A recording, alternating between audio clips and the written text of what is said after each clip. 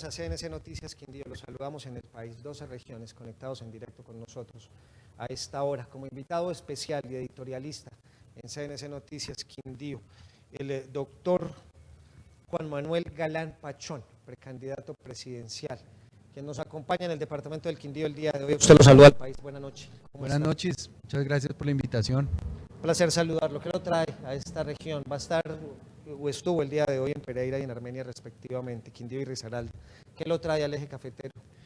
Pues poder tener un intercambio directo con la gente, una conversación, escuchar a distintos sectores que creo en general en el país, pero también acá, no han tenido esa representación, esa representatividad política en las opciones políticas actuales, poder invitarlos a construir una propuesta distinta, una propuesta nueva, renovada, fresca, que permita precisamente que esas poblaciones que se sienten subrepresentadas políticamente, los campesinos, los jóvenes, los empresarios, las mujeres, los indígenas, la población LGBTI, las víctimas, puedan tener esa representación. Doctor Galán, Colombia se divide en una de las realidades sociales más complejas de los últimos años, de la historia política, administrativa y social y económica, además del departamento del Quindío, sumado a una difícil situación originada por una pandemia en el mundo. ¿Cuál es la percepción de los precandidatos presidenciales frente al difícil panorama que atraviesa el país? Regiones como Cali, Nariño, que arde, el departamento del Cauca, que tiene tantas dificultades en la actualidad, doctor Galán. Bueno, creo que la solución en parte a esta problemática, que no es nueva, viene acumulándose desde hace décadas en descontento, en frustración por la ausencia de oportunidades, por la inequidad, la desigualdad social, por el centralismo también, que no permite el gobierno nacional que las regiones adquieran toda la capacidad de ser dueñas de su destino, de sus presupuestos, de sus prioridades. Creo que tenemos que apostarle a una Colombia descentralizada, a una Colombia que genere riqueza y empleo. Esta es una región particularmente golpeada por el desempleo, particularmente afectada por la falta de oportunidades, en donde se requiere un estímulo. ¿Podemos sumar a eso la corrupción? La corrupción y el caldo de cultivo de la corrupción, que es el clientelismo. La política entendida como un intercambio de favores particulares y no como una garantía de derechos colectivos. Si no transformamos la política, la manera de entender y de hacer la política, ese es uno de los principales lastres para el desarrollo de nuestro país. El nuevo liberalismo que nace con su padre, el doctor Luis Carlos Galán Sarmiento, que además se fue abogado, economista, periodista, un hombre que encarnaba la posibilidad, que encarnaba la razón para creer y que lamentablemente, pues aquel 18 de agosto de 1989 es víctima de esas balas que en Colombia suelen callar a las personas que representan cambios o que representan diferencias. 31 años después, ¿qué le queda a la familia Galán, precisamente de su padre, de ese trabajo político que desarrolló por el país? De un magnicidio del que no se habla y donde seguramente hay responsables ocultos, más allá de la historia, doctor Galán. Bueno, ahorita acaba de haber un llamamiento a juicio muy importante de una serie de generales de la Policía Nacional, coautores, responsables del asesinato de Luis Carlos Galán. ¿Está en conocimiento de la Fiscalía? ¿Ya está en conocimiento de la Fiscalía lo que usted está mencionando? Acaban de hacer el llamamiento a juicio de el general Peláez Carmona, que era el comandante de la Dijín en esa época, y del general Argemiro Serna, que era el subcomandante de la Policía de Cundinamarca. Ya fue condenado el general Maza Márquez, director del DAS, ya fue condenado Alberto Santofimio Botero, y creo que en el caso de Luis Carlos Galán ha habido justicia en buena parte y esperamos que eso represente una esperanza para millones de víctimas, más de 9 millones de víctimas que tiene este país, de tener justicia, de alcanzar la verdad judicial. La reparación. La reparación y las garantías de no repetición también. Pero sobre la pregunta de qué nos queda de Luis Carlos Galán, nos quedó su legado, nos quedaron sus ideas. Esas palabras que pronunció una semana antes de que lo asesinaran en las escalinatas del Palacio de Miraflores en Caracas, cuando dijo: a los hombres se les puede eliminar, pero a las ideas no. En cambio, cuando se elimina a veces a los hombres, se robustecen las ideas. Y la gran responsabilidad que tenemos no solamente nosotros como familiares de Luis Carlos Galán, porque además no queremos que el nuevo liberalismo sea un partido de familia, un partido de delfines ni de los Galán, sino queremos que sea un verdadero partido político representativo de las causas de poblaciones en Colombia que no tienen hoy una interpretación y una representación política. Desde el año 2018, usted y algunos miembros del Partido Liberal, usted ya renuncia al Partido Liberal, pero ustedes han estado buscando la personería jurídica para el nuevo liberalismo, para revivir esa fuerza política que encarnó su padre. ¿Cómo va ese proceso, doctor Galán? Pues bien, tenemos grandes posibilidades de que la decisión que tome la Corte Constitucional, que está estudiando una tutela que fue interpuesta además por la Procuraduría de Fernando Carrillo y la Defensoría del Pueblo de Carlos Negret, respaldando la selección de la tutela, reconozca que el nuevo liberalismo fue un movimiento político exterminado por la violencia. Más de 50 de sus militantes, exconcejales, exalcaldes y máximos dirigentes en el Magdalena Medio, sobre todo en Puerto Boyacá y en el Urabá antioqueño, fueron sistemáticamente asesinados. Por eso el crimen de Galán, el crimen de Lara Bonilla fueron declarados de lesa humanidad, porque cumplieron con el requisito de sistematicidad y masividad. Y queremos que, así como se le reconoció la personería jurídica a la Unión Patriótica, por la misma razón, el nuevo liberalismo tenga ese derecho de recuperar su personería jurídica. No que se le otorgue una personería jurídica, sino que se le restablezca la personería jurídica que perdió por acción directa de la violencia. Esta precandidatura presidencial lo acompaña Juan Fernando Cristo, me habla de Sergio Fajardo, Humberto de la Calle, me dice que Ángela María Robledo va a estar con los verdes, ¿cierto? Sí, el Partido Verde pues se ha dado un tiempo para tomar sus decisiones internas y definir si realmente quiere estar en la coalición de la esperanza o no. ¿Esta coalición de la esperanza qué busca? Busca representar una nueva opción para Colombia, más allá de una opción electoral, que sea una opción que plantee unos cambios, unas reformas, una transformación del país desde el punto de vista ético, de la manera de hacer política, pero también de los frentes de reforma que el país ha pospuesto durante décadas y de que debe abordar. Necesitamos construir una reforma pensional para Colombia, necesitamos construir una reforma laboral, necesitamos transformar nuestro sistema tributario y fiscal para que promueva la equidad y promueva la progresividad para resolver esas desigualdades profundas que tenemos en el país. Y necesitamos también reformar y transformar nuestro sistema educativo para mejorar la calidad, porque ahí están las oportunidades de ascenso social para nuestros jóvenes y para nuestra población. Hemos visto, doctor Galán, el surgimiento desde el 21 de noviembre del año 2019, esa denominada primera línea, que ha sido representada por los jóvenes y que viene apoyando, digamos, esta insurrección social, por llamarlo de alguna manera, esta inconformidad. Estas primeras líneas que han solicitado ser escuchados por un Comité Nacional del Paro, que dicen no los representa, porque los gremios parece no representan, digamos, las necesidades totales de los barrios, lo que pasa con los estudiantes, de dónde va a salir el dinero, por ejemplo, para que un gobierno le cumpla a los estudiantes universitarios con matrícula cero. Si no han podido entregar beneficios en las territorialidades, ¿de dónde van a sacar la plata, doctor Galán?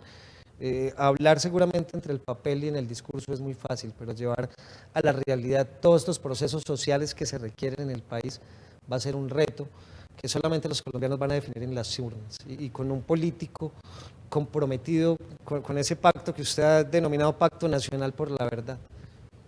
Bueno, una de las cosas que tenemos que transformar para sacar recursos precisamente que estamos desperdiciando en el país es acabar con la guerra contra las drogas, es capturar el negocio criminal del narcotráfico, como regulando todas las sustancias.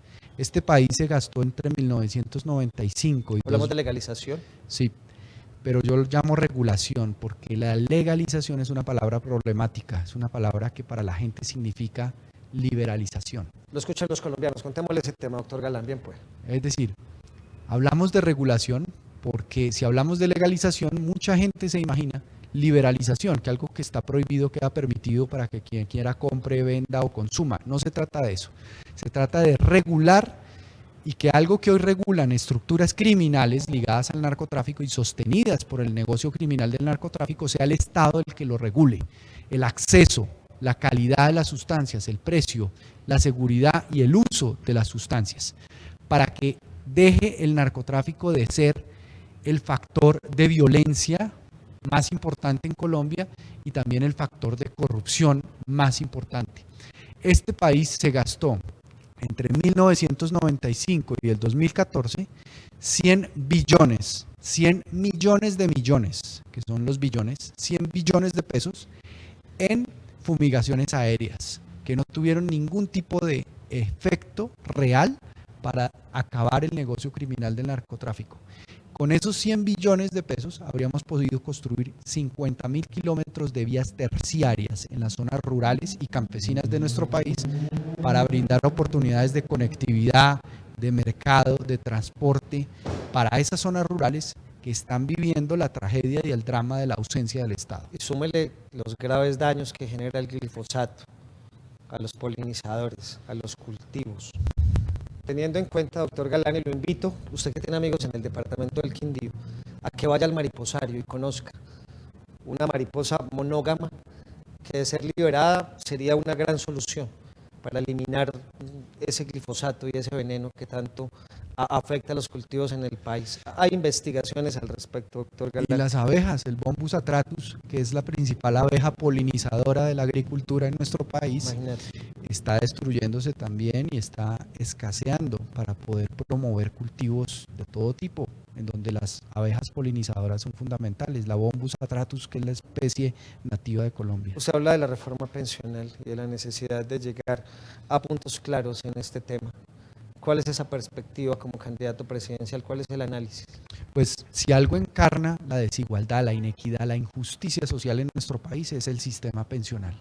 Esas pensiones altísimas, injustas, exorbitantes, que promueven un sentimiento de frustración, de inequidad para mucha gente, especialmente la población rural. Hoy en día en nuestro país una mujer campesina tiene 0 probabilidades de obtener una pensión. Entonces, necesitamos un sistema pensional de ahorro programado, de permitir que los trabajadores puedan aspirar a una vejez de cuidado, de protección, de no vivir angustias y afugias económicas y de que de alguna manera les retribuyamos a nuestros adultos el esfuerzo que han hecho por construir el país. Pero para eso necesitamos una reforma que permita generar condiciones de equidad y de igualdad en el acceso pensional, pero también en estimular el ahorro. Y uno de los grandes pecados de la última reforma tributaria fracasada del señor Carrasquilla fue precisamente desestimular el ahorro en nuestro país. Ahorro que además es de los trabajadores. Ahorro que no es del Estado, porque usted le paga con recursos que le entrega a su empleador, al fondo de pensiones. Hay ciertas dicotomías precisamente con el señor Carrasquilla, pues lo escuché alguna vez, doctor, a usted siendo muy crítico en este sentido, en materia económica.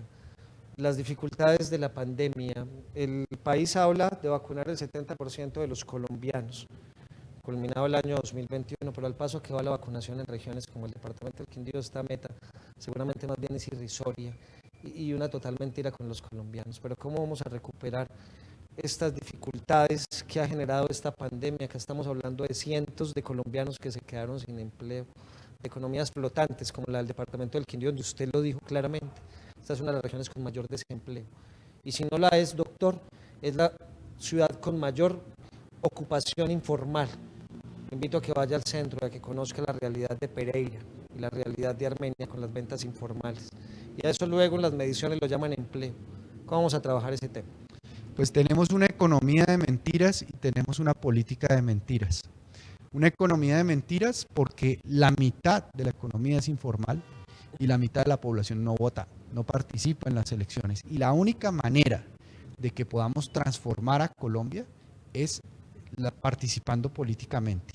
Pero también para transformar nuestra economía se requiere que la formalidad, la legalidad sea un incentivo y no un disuasivo para la población económicamente activa. Hoy en día la gente siente que gana más siendo informal que siendo formal y legal, porque tiene un sistema tributario absolutamente hostil, complejo, que nadie entiende y además que persigue permanentemente a través de las instituciones como la DIAN a quienes están cumpliendo y quienes están pagando los impuestos.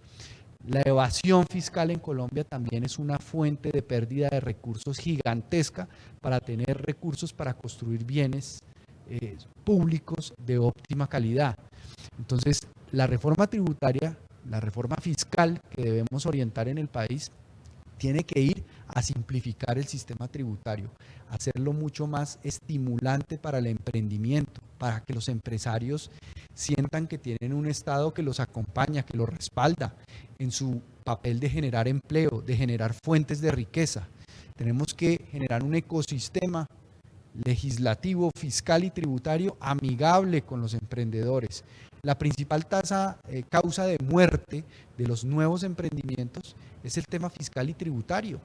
El valle de la muerte del emprendimiento, que es de 6 años, pues termina dando al traste con muchas empresas que no pueden cumplir con esa carga tributaria exorbitante y compleja, pero además estamos haciendo cada 18 meses en promedio una reforma tributaria. Ningún país serio, estable, con reglas de juego claras de seguridad jurídica para las inversiones, puede generar esa confianza. Esa especulación, ¿cierto? Sí, exacto, si cambia las reglas de juego cada 18 meses, pero además tenemos una cantidad de exenciones tributarias que cuestan más de 80 billones de pesos, que muchas de ellas son simplemente para proteger posiciones dominantes en la economía obtenidas a través del lobby parlamentario del 1% de las empresas del país que invierten en ese lobby y que mandan ejércitos de lobistas al Congreso para defender su posición dominante en la economía. El 99% de las empresas que son micro, pequeñas y medianas, nadie las defiende, nadie habla por ellas, nadie las representa en el Congreso. Entonces, ese tema también tenemos que abordarlo. Increíble, doctor, que en plena crisis, en una negociación con sectores en conflicto, en medio de una dificultad social, el gobierno nacional autorice 500 puestos, pero para la Procuraduría, 500 nuevas plazas para la Procuraduría, beneficiando, o lo diría como el ardor popular, el trabajo sí hay, pero para los amigos del gobierno central. Yo realmente le expreso mi preocupación que este tipo de situaciones ocurran. Cuando hablamos de una aparente independencia de poderes, se necesita tener independencia de poderes en el país y que no haya un centralismo de los poderes como viene pasando en la actualidad en el país. ¿Cómo va a trabajar usted esos mecanismos si llega a ser presidente de la República? Pues tenemos que, como le decía, descentralizar a Colombia en serio, es decir, el poder presidencial en Colombia se ha constituido como una especie de monarquía absoluta, en donde nada ocurre, nada se mueve, nada se define, nada se decide en el Estado, sino es contando con el presidente de la República. Ha habido un proceso de organización regional muy interesante en el país. En el eje cafetero tenemos la RAP del eje cafetero que se constituyó en los 3 departamentos. Ese espíritu de constituir las regiones administrativas de planificación, la Caribe, la Central, la Pacífica, la de la Orinoquía, la del Sur, la de los Santanderes, tiene como objeto que los departamentos hagan una integración y diseñen proyectos de inversión de impacto regional en materia de medio ambiente, en materia de conectividad y de vías y de infraestructura social, en materia de seguridad también. Eso hace rendir mucho más los recursos, pero además el Estado Central Nacional debe velar porque la transferencia de recursos sea efectiva, para que haya bancos de proyectos de inversión en todas las regiones administrativas de planificación. Esa apuesta regional en Colombia es fundamental para que los territorios y comunidades sean dueñas de su destino y no tengan que mirar siempre a Bogotá y al gobierno central para que les pasen una limosna o una partida presupuestal. Los alcaldes y gobernadores en Colombia... O va a ir al banco de segundo piso y finalmente se quiebre por los intereses que le cobran. Los alcaldes y gobernadores en Colombia, de lunes a viernes, muchos de ellos son mendigos en Bogotá y el fin de semana vienen a sus regiones a gobernar. Y en Bogotá pasan la totuma para que les den una partida presupuestal, un auxilio que depende de un congresista o de la buena voluntad del gobierno central. Eso no puede seguir ocurriendo. La descentralización en Colombia no puede ser mandarle problemas a las regiones, hay que mandarle recursos, capacidad de planeación, de decisión, soluciones, pero que sean empoderadas, para que sean dueñas de su destino, porque nadie mejor que ellas conocen su territorio y su realidad comunitaria. Nosotros, doctor Galán, hablo de nosotros, de todos los colombianos, nos enfrentamos a una nueva juventud, a un nuevo enfoque ambiental desde una generación que se comporta muy diferente a nosotros, lo han demostrado en el transcurso de estas manifestaciones, el aguante, la fuerza que ellos tienen, esa capacidad que han demostrado de participar en política, porque lo que están haciendo todos estos jóvenes, sin que lo noten, es eso, es participando en la política interna de Colombia. ¿Cómo incluirlos en futuros gobiernos, en la Colombia futura? Pues hay que abrir espacios y garantizar que los jóvenes se puedan tomar la política, pero todo este malestar, toda esta expresión también legítima, pacífica, que la mayoría de los jóvenes han dado en las calles de Colombia, debe traducirse en decisiones políticas. Y la única manera para que ellos sean los propios protagonistas de los cambios que quieren transformar y liderar generacionalmente al país en materia ambiental y en muchas causas legítimas que tienen los jóvenes, es abrir espacios de participación política, que inscriban sus cédulas para votar, que se animen a correr riesgos para ser candidatos en las elecciones. Y el nuevo liberalismo lo que busca es abrir esos espacios para las mujeres, para los jóvenes, para los campesinos, para los indígenas, para las víctimas, para toda esa población que siente una frustración política tremenda porque ve unos partidos que se han convertido en camarillas políticas, en clubes clientelistas de amigos que se reparten el botín burocrático del Estado y el presupuesto a tajadas para sus propios intereses particulares. Juan Manuel Galán Pachón, gracias por venir al departamento del Quindío, por acompañarnos en este breve espacio del noticiero, en las diferentes regiones donde nosotros estamos, sobre todo en Cali, donde tenemos una gran audiencia. Doctor Galán, ¿usted qué encarna? ¿Usted qué representa? ¿Por qué deben creerle los colombianos a usted, que están cansados además de los políticos? Los políticos representan todo con lo que los colombianos están luchando en la actualidad, pero es la única forma de transformar una sociedad, es la política, es la transformación administrativa. ¿Usted qué encarna? ¿Usted qué representa? Pues yo quiero representar un legado ideológico, ético, de lucha contra la corrupción, de erradicación del clientelismo y de transformación de la política, pero no solo yo como un caudillo, un iluminado que creo ser dueño de la verdad. Yo creo en un liderazgo colectivo, en un liderazgo que nos haga conscientes a los colombianos de la responsabilidad política que todos tenemos. El cambio para Colombia no va a depender de un caudillo, de un mesías, de un presidente, de un gobierno. El cambio depende de todos nosotros, del más humilde de nuestros compatriotas hasta el más poderoso. Todos debemos trabajar y contribuir para que la realidad del país se transforme y cambie, trabajando en equipo, con un mismo rumbo, con una misma dirección, y es la dirección de hacer de Colombia un país justo y un país de oportunidades para todos. En medio del cambio, ¿puede existir una Colombia posible en el futuro? En medio de todas estas dificultades, ¿pueden existir soluciones reales para los colombianos? Yo soy optimista sobre el futuro de Colombia. Creo que así como hace 120 años el país hizo una apuesta por una economía extractivista, de petróleo, de minería, tuvimos varias fiebres, la fiebre del caucho y de la madera, la fiebre del oro, la fiebre del petróleo y ahora la fiebre verde, la fiebre de la marihuana. Podemos hacer una apuesta para los próximos 100 años, que es la economía verde, es transformar nuestra biodiversidad, que hoy es una de las principales ventajas comparativas que tiene Colombia ante el mundo, en una ventaja competitiva. Pero para lograr eso, tenemos que apostarle a invertir en ciencia, tecnología e innovación. Hoy invertimos el 0.2% del Producto Interno Bruto en ciencia, tecnología e innovación. Tenemos que acrecentar esa inversión para que esa biodiversidad que hoy demanda el mundo, para medicamentos, tratamientos, por las pandemias que se van a presentar, nosotros la podamos potencializar. Es economía verde, pero también la economía azul, que es la economía de los océanos, del agua. Tenemos dos caras hacia los océanos, la Caribe, la Atlántica, la Pacífica, pero no hemos tenido vocación marítima en nuestro país.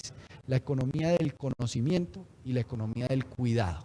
Si le apostamos a esas cuatro economías, vamos a poder generar empleo, fuentes de riqueza, productividad y tener una economía no de mentiras, sino de verdad, formalizada.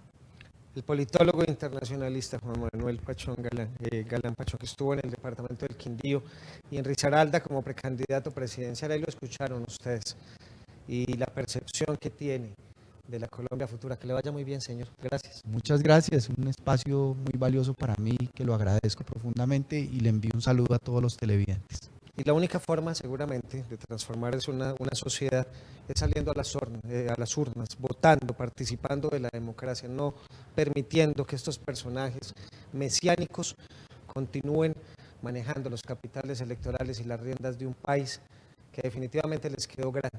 La producción de Pedro Pablo Gordillo, yo soy Alex Morales. A ustedes, feliz resto de noche y gracias.